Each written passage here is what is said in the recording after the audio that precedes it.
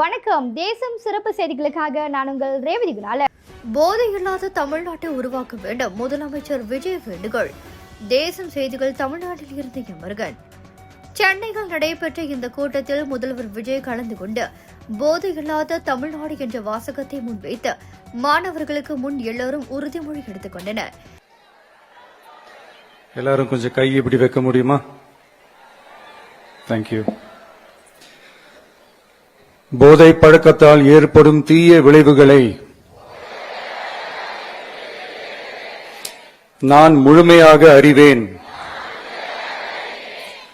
நான் போதை பழக்கத்திற்கு ஆளாக மாட்டேன். மேலும் எனது குடும்பத்தினரையும் நண்பர்களையும் போதை பழக்கத்திற்கு ஆளாகாமல் தடுத்து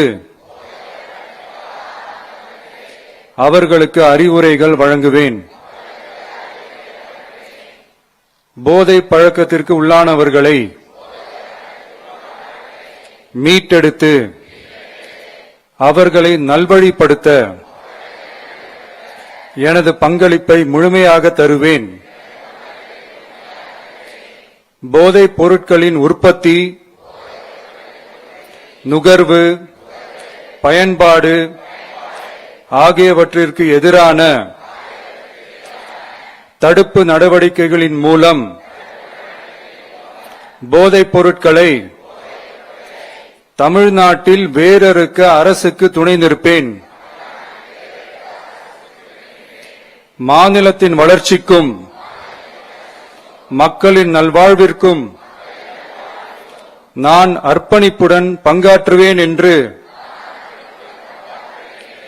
உளமாற உறுதி கூறுகிறேன். தேங்க்யூ.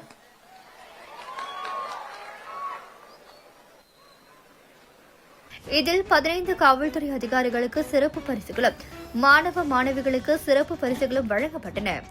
இதில் அதிகமான கல்லூரி மாணவ மாணவிகள் கலந்து சிறப்பித்தனர். இந்நிகழ்வு சென்னை மாநில கல்லூரி அரங்கில் நடைபெற்றது.